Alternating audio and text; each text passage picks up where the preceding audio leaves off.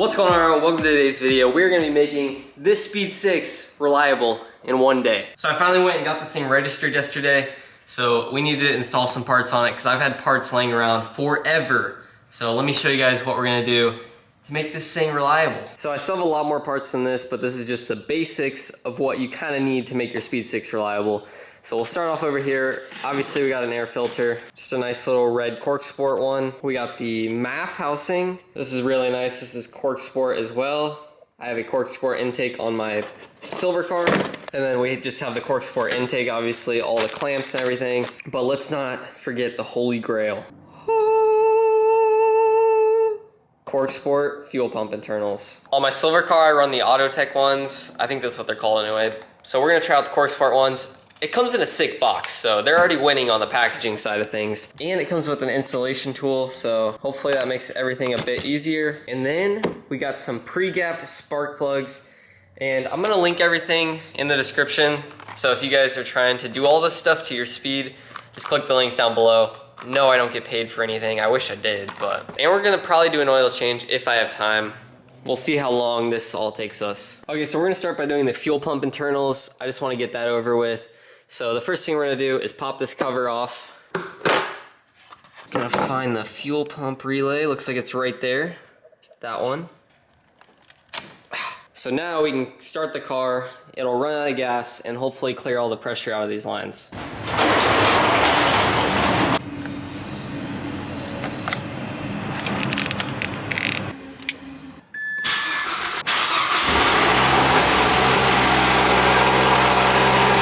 I'm an idiot. I literally pulled the wrong fuse. I was like, why is this thing not turning off? So I pulled the fuel pump relay, not the fuel pump fuse. So we're gonna pull the fuel pump fuse. I don't know if it's my car or not, but the car literally wouldn't start without the fuel pump fuse. So we're just gonna have to relieve the pressure when we take the line off. So fuel's gonna go everywhere. It's gonna suck, but gotta deal with it. So to make my life a little easier, I'm gonna go ahead and remove this air box and all of this stuff that connects it because we're replacing that anyways. The more room, the better. If anyone wants to buy this, message me on Instagram. I don't know if people actually want these back in their cars. I mean, they are pretty good. They run down there. So if you guys want it, message me on Instagram.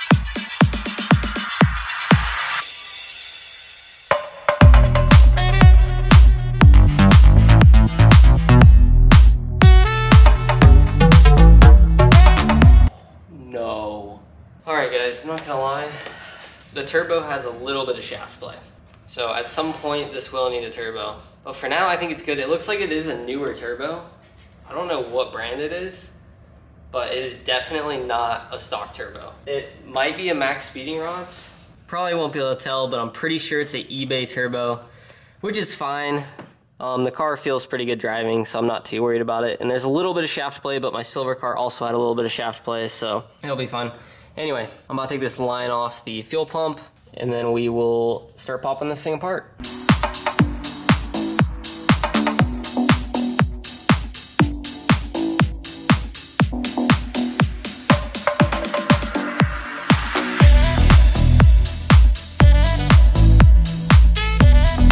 So I do have an extra fuel pump and basically this is just the line I just took off to relieve the pressure. Should all be out now. Now we're gonna pop off these two lines, which are on the side of the pump. And then there is 3 Torx. So we're gonna pop those off and then the whole thing should come off.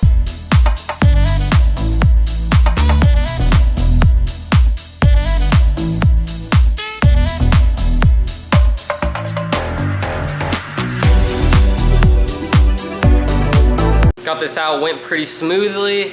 These are definitely stock. Oddly enough, there's a lot of oil on them. I don't know what's up with that. Got my vise. It's not bolted down to anything, so we're gonna have to use it on the floor. But we're gonna toss this in here, pop this off, and start reassembling.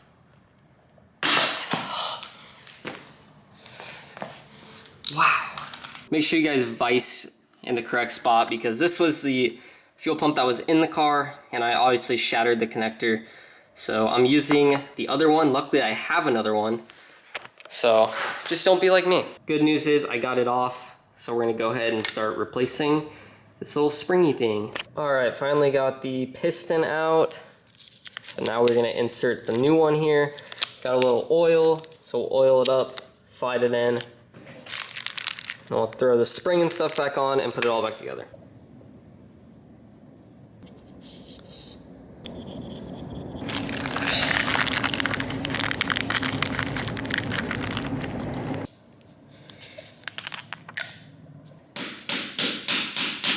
I apologize about the heater, but this CorkSport one is a lot more interesting than the Autotech one that I installed in my other Speed.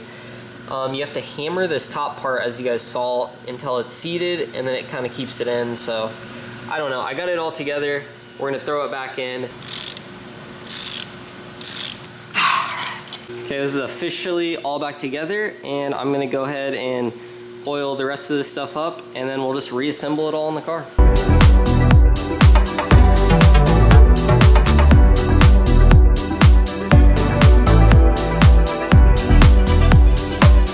Just like that is all back together. I'm gonna go ahead and throw the battery in real quick, turn it on, make sure there's no leaks, and then we'll move on to the cold air intake. Pretty sketch, but you know, it'll do.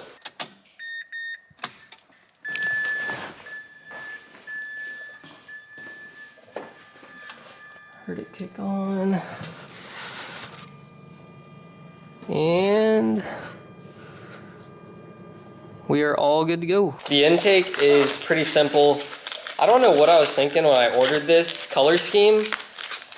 Number one, I'm not a big fan of anything red on cars or red cars. Sorry if you have a red car, please don't be offended, but it's just my personal preference. And for some reason I ordered red couplers, red intake, and then a black intake pipe, and then chrome couplers.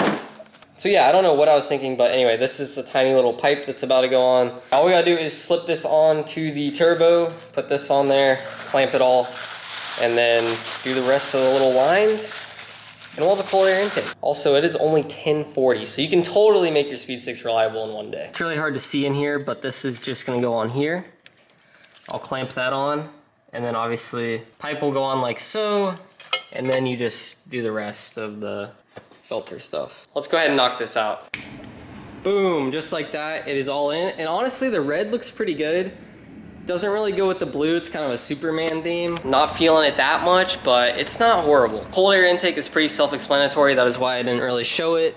You guys can kind of see where all the lines go and stuff, so I don't know, the red looks kind of cool. So anyway, we're gonna pop the intercooler off, go ahead and knock out the spark plugs, and then our first test drive is gonna be taking this thing to O'Reilly's so that we can buy oil and an oil filter, and then we'll do an oil change, and this thing will be reliable in one day. It's not even 12 o'clock yet. All right, so we gotta take off this pretty beat top mount, and all you do for this is you take off this bolt, this hose, this hose, this hose, and this hose, and the whole thing comes off. And there's one bolt back here.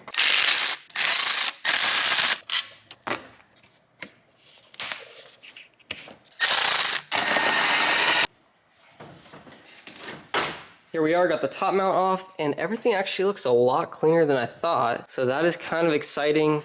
There was like no oil down in the intake, so I'm pretty stoked on that. No oil in that either. Looks pretty clean. My silver car had a ton in it when I originally took it off, so pretty stoked to not see anything on this. Gonna pop these coils off, and then we can get the plugs out and get the new ones in.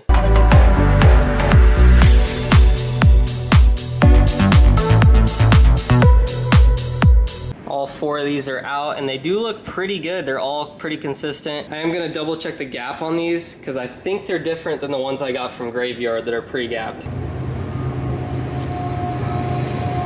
Wow, these are gapped at a 0.40. The new gap is a 0.24. I just noticed this spark plug has a big crack in the middle, so it's a good thing I'm doing these. Could be why this thing was misfiring. Let's get these new ones in.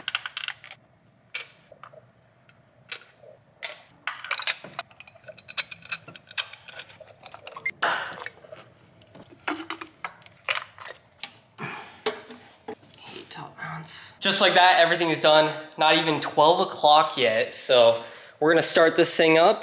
Hopefully there's no misfire now, and we're gonna pull it outside.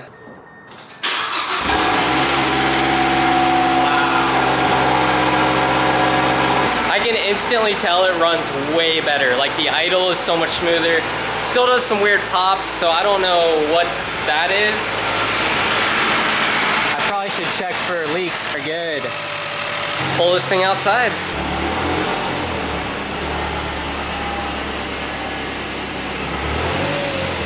Let's rev it, see if we can get some spoolie noises now. It's not warm, so I'm not gonna rev it too much. Oh yeah, fuel pressure looks great. Look at that. Look at that, let's go. All that's left is the oil change, and this is how you make your SPEED6 reliable in one day. Well, for the most part. I mean, I still have to do diff mounts, motor mounts, all that good stuff, but this is the basics. I'm gonna clean things up a little bit in the shop, and then we're gonna go to O'Reilly's, get some oil, get an oil filter. We'll do the oil change, and this thing will be golden. If you know, you know. Speed things, safety first. All right, first drive. Hopefully it all goes well. That blow-off valve sounds sick. It's running so much better.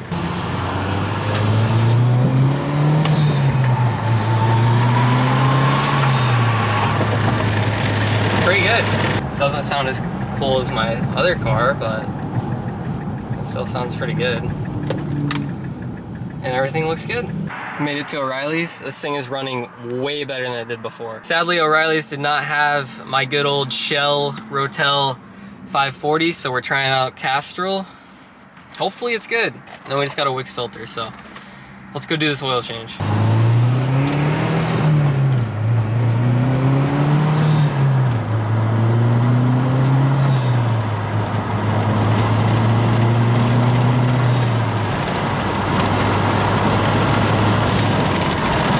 Looks so cool. Got this thing all up on the ramps. First things first, looks like the dipstick's leaking. Looks like this oil filter housing is not on all the way because there's a little gap. So that might honestly be where all the oil is coming from. That's actually insane. It's either the dipstick or that. Oil is draining and it actually looks really good, so that's a good sign. So I'm pretty positive that it was leaking from the oil filter housing because I was able to tighten it all the way to the top.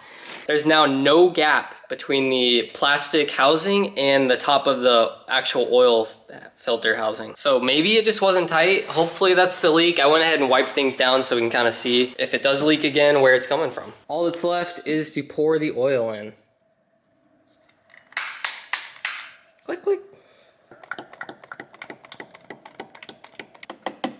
That is 5 quarts. We're gonna go ahead and throw in another half quart. Usually I put 5.5 in and it's always perfect. But first I'm gonna roll it off these ramps and we'll double check the level. Ended up adding another half quart like I said, and it's absolutely perfect. I'm gonna clean up the giant mess I made today because we got a lot done. So next video is either gonna be the motor mounts, the trans mounts, or the rear diff mounts and stuff like that, and the coilovers. I haven't decided yet. Maybe let me know which one you guys wanna see down in the comments, but for now, I'm gonna clean up this mess and then we'll pull this thing outside.